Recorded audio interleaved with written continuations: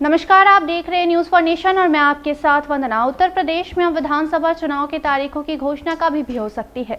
इसके पहले जहां चुनाव आयोग ने सभी मतदाताओं के नाम की सूची जारी कर दी है, तो वहीं अब बीजेपी ने भी चुनाव समिति का ऐलान कर दिया है, जिसमें योगी आदित्यनाथ सहित कई बड़े नेताओं के नाम शामिल हैं। तो आइए हम आपको बताते हैं कि इस चुनाव समिति में योगी के अलावा और कौन कौन से नेता हैं और किस तरीके से आगे की तैयारी की जा रही है। उत्तर प्रदेश में होने वाले विधानसभा चुनाव से पहले राज्य की सत्ताधारी भारतीय जनता पार्टी ने राज्य चुनाव समिति की घोषणा कर दी है। इस समिति में मुख्यमंत्री, दोनों उप मुख्यमंत्री, प्रदेश अध्यक्ष, प्रदेश महासचिव, संगठन सहित 19 सदस्य बनाए गए हैं। असल में राज्य में जल्द ही चुनाव का ऐलान चुनाव आयोग कर सकता है, लिहाजा बीजेपी ने अपने चुनाव प्रचार को उधार देने के लिए चुनाव समिति का गठन किया है। वहीं पार्टी राज्य में कोरोना के बढ़ते मामलों के बीच डिजिटल प्रचार को तेजी से आगे बढ़ा रही है।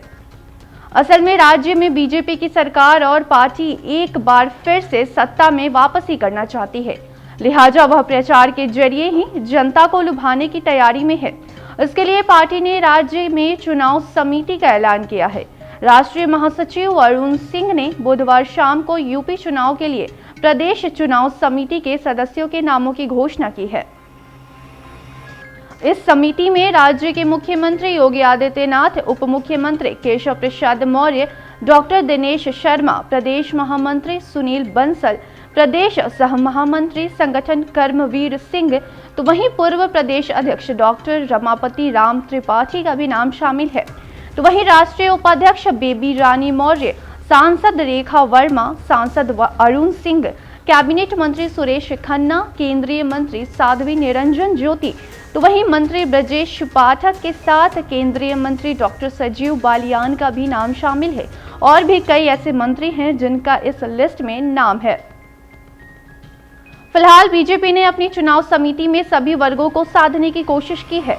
वहीं इस समिति में महिला मोर्चा की प्रदेश अध्यक्ष गीता शाक्य प्रदेश चुनाव समिति की पदेन सदस्य होंगी, जबकि प्रदेश प्रभारी सांसद राधा मोहन सिंह, प्रदेश सह प्रभारी विधायक संजीव चौरसिया, प्रदेश सह प्रभारी सुनील ओझा, राष्ट्रीय मंत्री, प्रदेश सह प्रभारी वाई सत्य कुमार विशेष आमंत्रित सदस्य होंगे।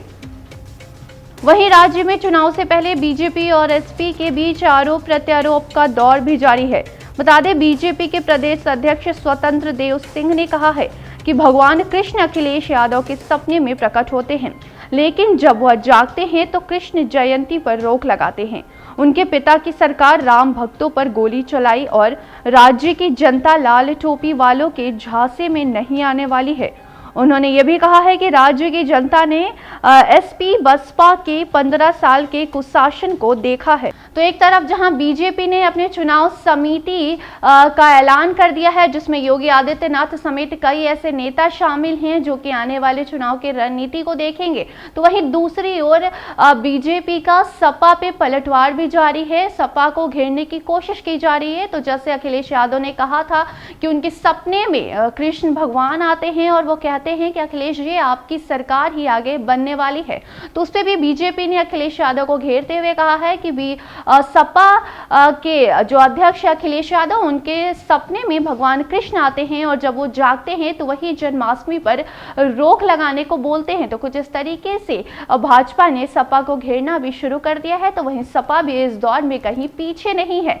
तो देखना ये होगा कि एक तरफ जहां चुनाव आयोग तारीखों की घोषणा तो अभी नहीं कर रहा है, लेकिन मतदाताओं की सूची जारी कर चुका है, तो वहीं दूसरी ओर बीजेपी ने भी अपनी चुनावी रणनीति का प्लान जो तैयार कर रही है, उसमें भी आगे बढ़ते हुए नजर आ रही है। तो आगे किस तरीके से और राजनीतिक पार्टियों के द्वारा ये तैयारियां की जाती है, क्या कुछ और घोषणा होती है, ये भी हम आपको बताएंगे न्यूज फॉर नेशन के जरिए। तो फिलहाल के लिए इतना ही। देखते रहे न्यूज फॉर नेशन। धन्यवाद।